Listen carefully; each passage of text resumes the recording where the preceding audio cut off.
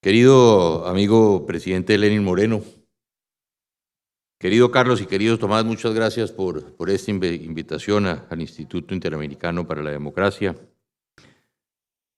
Señores colegas expresidentes, queridas amigas y amigos, colegas periodistas.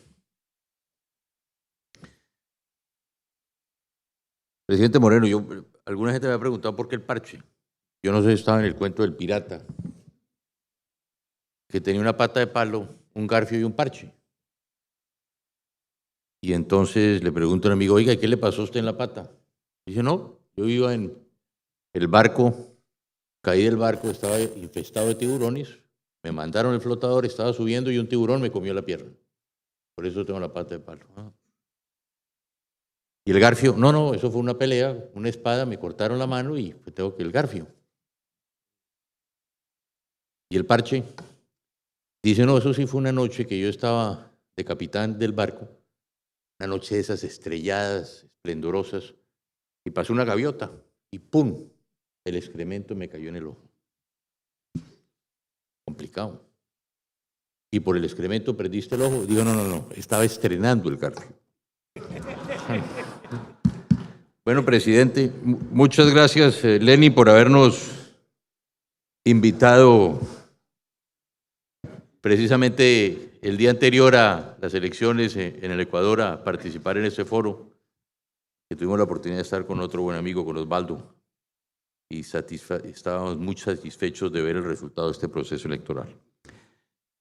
Hoy quiero comenzar expresando una vez más esta gratitud al Instituto Interamericano para la Democracia por esta gratísima oportunidad de compartir con ustedes, como me pidió Carlos, algunas inquietudes sobre el futuro inmediato de la democracia en Colombia y los peligros muy graves, en mi opinión, que amenazan hoy con destruirla. Como el tiempo es oro, entro ya en materia. En la dura coyuntura que hoy vive mi país, es posible identificar 5 graves amenazas que se ciernen sobre nuestro viejo sistema democrático. Lo hemos hablado en varias ocasiones, Óscar. En primer lugar, creo que la amenaza más grave que ha enfrentado la democracia colombiana en los últimos años, aunque parezca una paradoja, lo que voy a decir es el acuerdo de paz firmado con las FARC. Acuerdo que deslegitimó la democracia y rompió el Estado de Derecho, porque fue impuesto por el gobierno pasando por encima de la voluntad del pueblo colombiano expresada contundentemente en un plebiscito que dijo no al pacto. Acuerdo que con la complicidad de la Corte Constitucional de Colombia y con el Congreso les asignó a dedo curules en el Congreso a los autores de los peores crímenes contra la humanidad, como el asesinato, la tortura, el secuestro, la violación de las niñas, violación de niños, reclutamiento de menores, esclavitud sexual, sin pagar un solo día de cárcel. Acuerdo que propició adicionalmente el renacimiento del narcotráfico al prohibir en la práctica la erradicación forzosa de los cultivos de coca. Acuerdo, en fin, que dejó en la sociedad colombiana el mensaje de que el crimen sí paga, que es posible inclinar la balanza de la justicia en favor de quien tenga la fuerza bruta o el dinero suficiente para retar al Estado e imponerse sobre autoridades que carecen del temple necesario para cumplir con el deber que su investidura les impone. Sé que la imagen maquillada que los medios de comunicación han dibujado fuera de Colombia es muy distinta a esta realidad que hoy les describo. Pero la verdad es que el gobierno de la época negoció con una guerrilla derrotada, a la que solo le faltaba el golpe de gracia para rendirse. En lugar de aprovechar su posición dominante, el Estado cedió a todo lo que la guerrilla quiso. Y eso fue un golpe muy duro para la democracia porque permitió que unos individuos que no tenían más respaldo que el de sus fusiles, entraran a ejercer un poder que solo el pueblo les puede otorgar. Golpe que se agrava con la condición de cientos de miles de víctimas de las FARC que en vano claman justicia. Dios quiera que no ocurra. Por mucho me temo que de pronto en cualquier parte de nuestro martirizado territorio, señor secretario de la Organización de Estados Americanos, brote una chispa que incendie de nuevo los campos de Colombia, prendida por quienes pueden tratar de hacerse justicia por su propia mano. En mi país, lo digo claramente, no hay paz y no la habrá mientras se pretenda construir una nueva patria sustentada en la impunidad para los autores de los peores crímenes de nuestra historia. La primera amenaza que ya estamos viviendo es esa enorme desigualdad en nuestros países, que se ha visto exacerbada, como ya lo decía el presidente Macri, como consecuencia de la pandemia del COVID-19. No más mencionar que la pobreza en Colombia, en datos de la última semana, en el último año creció en más del 20%, con cual todos los avances que habíamos tenido en materia social en los últimos 10 años se vieron borrados de un tajo. De no ser capaces de poder dar una respuesta pronta y adecuada y completa que reverse esta situación y que nos haga avanzar nuevamente en la lucha contra la pobreza y el hambre, nuestros compatriotas podrán pensar que la democracia no es lo que podrá solucionar sus problemas y, decepcionados de este sistema, tendrán la tentación de acudir a los cantos de sirena de quienes les ofrecen ríos de leche y miel, que por supuesto acaban convertido en lodo y más pobreza. Precisamente por lo anterior, y si no somos capaces de adoptar pronto y dentro de los caminos de la democracia las soluciones adecuadas, la segunda gran amenaza que se cierne sobre nuestra democracia, ya lo dijo también Macri, proviene del populismo, esa omnibiosa sombra negra que se extiende sobre todo el continente haciendo estragos en todas partes. El populismo es un cáncer para la democracia, porque genera en las masas sometidas a la pobreza expectativas imposibles de cumplir, siembra en los corazones el odio de clases, porque les predica que toda la culpa de los problemas sociales lo tiene una oligarquía insensible que los explota y los roba y pregona el poder omnipotente del Estado, el cual debe concentrar todo el poder y regular la economía a su antojo para alcanzar el nuevo paraíso. Ese paraíso del proletariado que hace más de 100 años prometió Lenin y que, salvo Cuba, Nicaragua y Venezuela, los países han abandonado ese modelo fallido. De lo que se trata es de brindar igualdad de oportunidades para todos. Y ya está hasta la saciedad demostrado que no hay un mejor camino para ello que a través de la educación. Un acceso oportuno a la educación de buena calidad para todos es la base insustituible para avanzar en superar la desigualdad. Sin embargo, quienes pregonan hoy gritando más que es necesaria la igualdad son uno de sus mayores obstáculos. Pero fíjense, ustedes cómo está operando hoy en la práctica en mi país, actualmente como consecuencia de la pandemia que nos azota a todos, los niños colombianos que tienen el privilegio de estudiar en colegios privados, que tienen en sus hogares el internet y sus computadores, que tienen un sistema mixto de enseñanza que les permite recibir unas clases virtuales e ir también a sus colegios a recibir presencialmente otras y a compartir con sus compañeros. Entre tanto, FECODE, que es la entidad que agrupa a los maestros de los colegios públicos, se niega a aceptar la posibilidad de las clases presenciales, a sabiendas de que muchos de sus alumnos no pueden recibir las clases virtuales porque no tienen acceso al internet ni computadoras en sus casas. Una de las exigencias que hacen para volver a las clases presenciales, óigase bien, es que todos los niños de 10 años, hasta de los 10 años, tienen que estar vacunados. Sobra de decir que aún en el mundo dicha vacuna no existe. Con esta política atentan precisamente la diferencia existente entre la calidad de la educación privada y la de la pública en perjuicio de los estudiantes más pobres.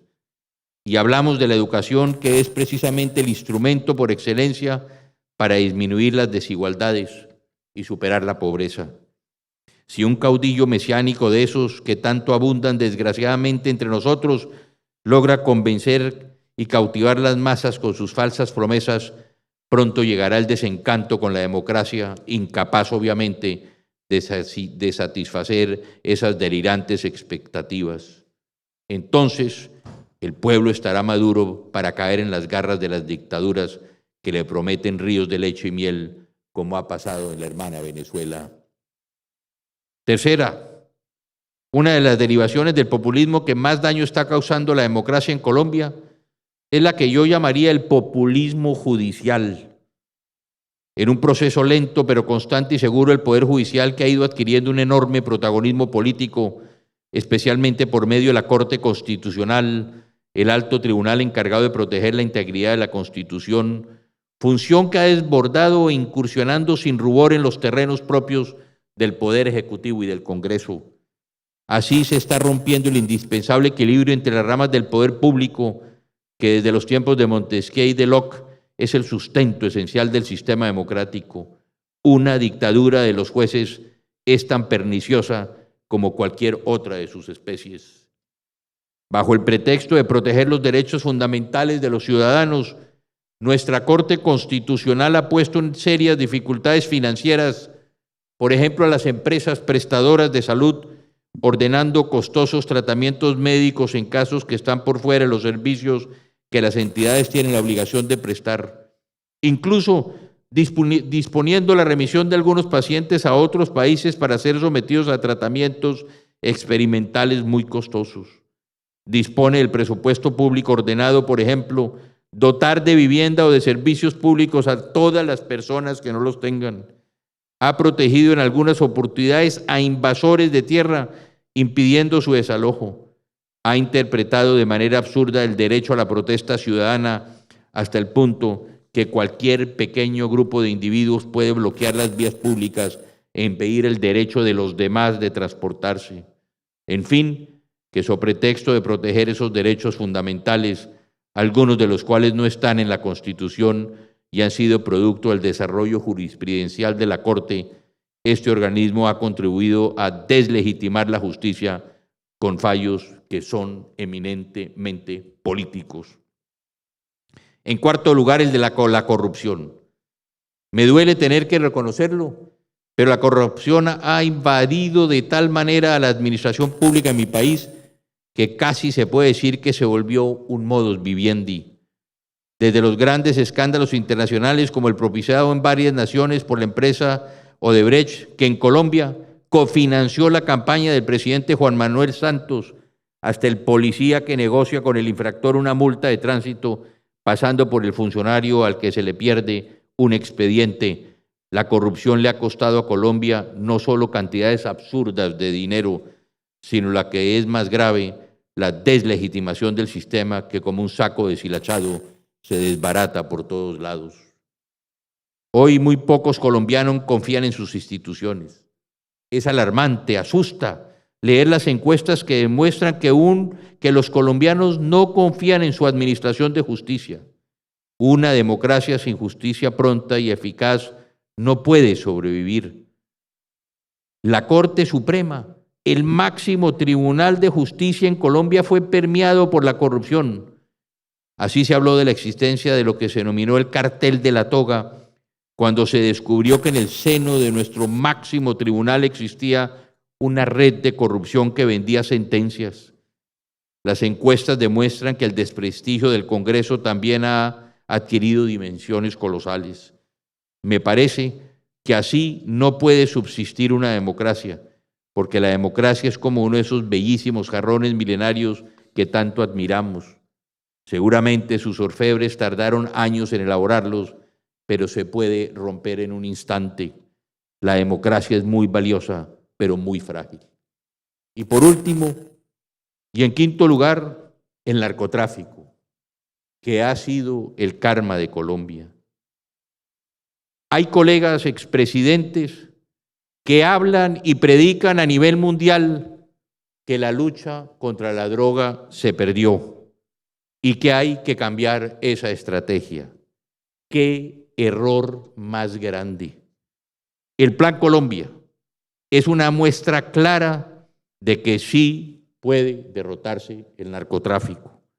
La estrategia de este plan consistió en fortalecer las Fuerzas Armadas y de Policía como nunca antes en su historia, fortalecimiento de la justicia, inversión social de la mano con la sustitución de cultivos, lucha frontal contra el narcotráfico a través de la fumigación y todo lo anterior basado en la tesis de la corresponsabilidad. Nosotros los colombianos los producimos, ustedes los americanos la consumen y los europeos. Con esta estrategia, óigase bien, logramos disminuir los cultivos ilícitos en 1998 de 180.000 hectáreas sembradas de coca, que fue lo que recibí cuando tomé posesión del gobierno, a menos de 40.000 hectáreas en el 2010. Todo gracias al Plan Colombia. El Plan Colombia es una muestra clara de que sí se puede derrotar el narcotráfico.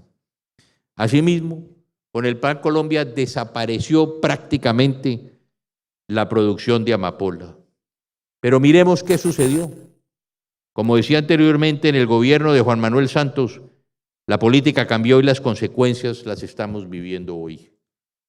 El mayor cartel de la droga en el mundo hoy son las FARC. Los carteles colombianos fueron reemplazados principalmente por los carteles mexicanos y por el cartel de los soles venezolanos, que dominan la comercialización de la cocaína, aunque son los narcos colombianos los que la producen. Ese es el gran legado de Juan Manuel Santos. Para iniciar su proceso, le entregó las fumigaciones a las FARC y pasamos, óigase bien, de 40.000 hectáreas, presidente Moreno, usted que comienza a vivir esto en su país, pasamos de 40.000 hectáreas que si hubiera continuado con el Plan Colombia se hubieran acabado a más de 220.000 hectáreas sembradas de cocaína. Gracias a esa decisión que se le entregó a las FARC, el cultivo de coca se multiplicó casi por 6. A esto debe sumarse que la tecnificación de los cultivos han permitido que pasemos de 2.5 cosechas por año a 4 cosechas de hoja de coca por año. Y hay zonas del país donde se producen hoy 5.8 toneladas de coca por hectárea. Y como si esto fuera poco, los narcos han modificado las plantas y hoy tienen una mayor concentración de clorhidrato de cocaína, lo que les permitió una mayor productividad por hectárea. La producción de cocaína pura pasó de 220 toneladas en el 2013 a 1.137 toneladas métricas. Hace poco leí alguna declaración del expresidente Santos en la que le explicaba al mundo que el crecimiento de los cultivos se debe a un ciclo económico. ¡Qué cinismo! Los cultivos de coca crecieron porque él acabó el exitoso Plan Colombia y para satisfacer las exigencias de las FARC decidió suspender la fumigación, principal arma eficientemente comprobada contra los cultivos. Las ataduras jurídicas establecidas por los jueces para iniciar la fumigación aérea con glifosato son enormes. La izquierda en Colombia está empeñada en seguir luchando contra el uso del glifosato, pero se tapan los ojos frente al grave daño ambiental, el causado por los químicos usados en los cultivos de coca y en el procesamiento de la cocaína, y que desde luego por la deforestación para la siembra del cultivo maldito. Óigase bien, para procesar la hoja y fabricar la cocaína, los precursores químicos que se usan, entre otros, son ácido sulfúrico, acetona, éter, permanganato, cemento, gasolina, entre otros. Se han identificado cerca de 35 químicos distintos que se usan en el procesamiento de la cocaína. ¿Y a dónde van todos esos precursores químicos? A la selva y a los ríos. A esos ríos de las selvas húmedas en enormes cantidades. Y según el último estudio disponible de las Naciones Unidas, la demanda para la producción de pasta de coca y cocaína es de 92.000 toneladas de insumos sólidos y 469 millones de litros de sustancias líquidas, entre los cuales 2.6 millones de litros son de ácido sulfúrico. Los decomisos de insumos se acercan al 30% de la demanda, lo que significa que el 70% de los insumos acaban como residuos altamente contaminantes en la selva. Y a estos químicos debe sumársele el usado por los cultivadores de coca para mantener los cultivos libres de maleza, como los fertilizantes. El principal de ellos, el glifosato, usado en altas dosis para combatir la maleza de las zonas selváticas. Para sembrar la coca, óigase bien, Colombia, hemos destruido 2.8 millones de hectáreas de selva húmeda y de bosques en los últimos 10 años. La conclusión no es difícil. El narcotráfico es el gran enemigo del medio ambiente, es el gran enemigo de los colombianos, es el gran enemigo de nuestra democracia y no me equivoco en decir el gran enemigo de toda la comunidad internacional. Queridos amigos y amigas, aunque con rostros y protagonistas diferentes, me parece que las circunstancias que amenazan la democracia son muy similares en todos los países latinoamericanos. Debemos defender entonces y debemos trabajar juntos, unirnos para defender sus valores contra el estatismo y la autocracia que quieren asfixiar nuestros principios. Enarbolemos las banderas de la libertad y de la justicia social. No hay democracia sin libertades, no hay democracia sin justicia, no hay democracia con hambre. Muchas gracias.